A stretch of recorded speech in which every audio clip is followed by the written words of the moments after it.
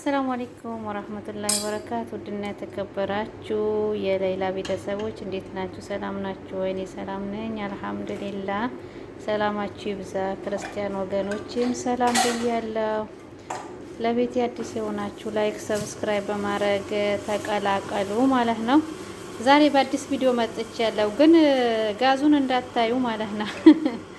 ጋዙ ያው አሁን ልሰራ ገብቼ ነው እንጂ የኔ አይደለም ማለት ነው። ምግብ የሚሰራ ወንድ ስለሆነ እሱ ነው ማለት ነው። ያው ቀን በቀን ምግብ ስለሚሰራ ቁርስ ስለሚሰራ እንትን ያለብሰዋል ገዝቴር፣ ግን ባንዴ ነው እንትን የሚፈሰው ማለት ነው። ሲያቆላላ ምናምን ማለት ነው እላችኋለሁ። ዛሬ ደግሞ በሶ ማለት ነው በበርበሬ ልንሰራ ነው ማለት ነው። እስቲ እንዴት እንደሆነ እኔ በበርበሬ ሰርቼ አላቅም። ዝም ብሎ በሙቅ ውሃ ሲሰራ ነው የማውቀው በፊት ማለት ነው ኢትዮጵያ። አሁን ደግሞ በርበሬ በዘይት አርግተን በሱ ሰራለው ብላለች ማለት ነው። ከኔ ጋለች የእህቴ ልጅ ማለት ነው። እስቲ የኢትዮጵያው ደግሞ እኔ የረሳሁትን አሁን አዲስ ፋሽን ምናምን የመጣውን እስቲ ልልመድ ማለት ነው እላችኋለሁ። አይዋ ያው ትንሽ ውሃ ውሃ ትንሽ አርግታበታለች ማለት ነው። እስቲ እስከ መጨረሻው እናያለን እንዴት እንደሚሆን ማለት ነው። ሻዩን ደግሞ ሳናሳያችሁ ቤርሙስ ላይ ያደረግነው። እሺ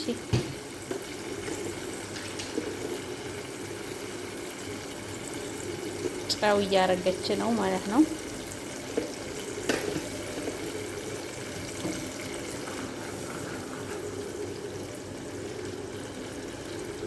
የገንፎ በርበሬ የሚጠብስ ሰው ይመስላል ማለት ነው። ቢስሚላህ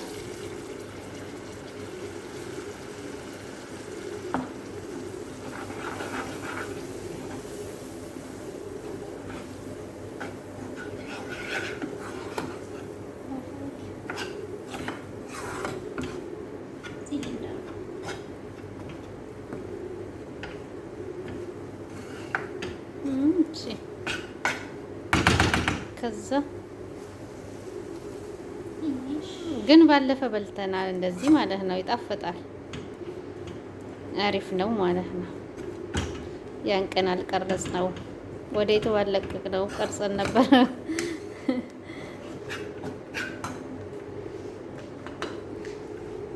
አሁን እሳቱ ጠፍቷል ማለት ነው። እንደዚህ እያደረጋችሁ ታሹታላችሁ ማለት ነው።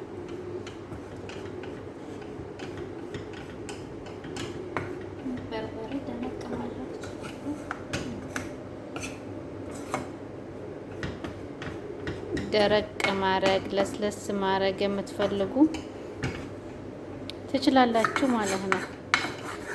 ግን ማሻአላ ከለሩ ያምራል እንደዚህ በበርበሬ በቃ አሁን ለመድኩኝ ማለት ነው።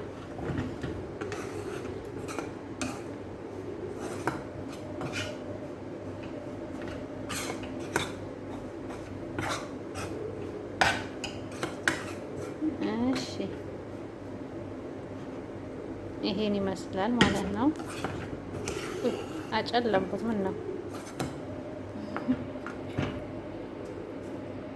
አዩትማ ማለት ነው። ጉዳችን እንዳልኳችሁ ማድ ቤቱ የወንድ ነው ብያችኋለሁ።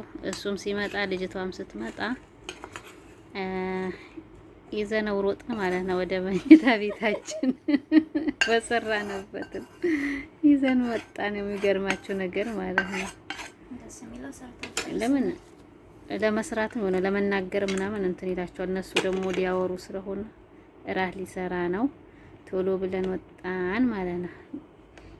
እንደዚህ እንደ ጭኩ ማለት ነው።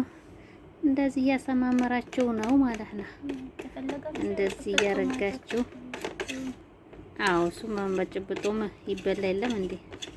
ይሄንን ደግሞ እንደ ጭኩ የምታውቋላችሁ አለ እንደዛ ማለት ነው። እንደዛ አስባ ነው። ያው እዚህ ጋር እኮ ሻይ ማፍልተናል ማለት ነው። ሻይ ማፍልተናል። ኑ ተጋበዙ፣ መክሰሳችን ነው ማለት ነው። እንደዚህ ያደርጋችሁ ማብላት ትችላላችሁ ማለት ነው። እሺ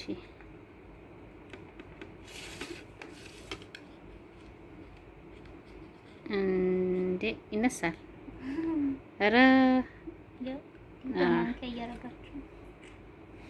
ያው በእጃችን መንካቱ አይቀርም መቼም ማለት ነው። ሻያችን ቅጂ እስቲ ሻያችን ደግሞ እንየው ማለት ነው።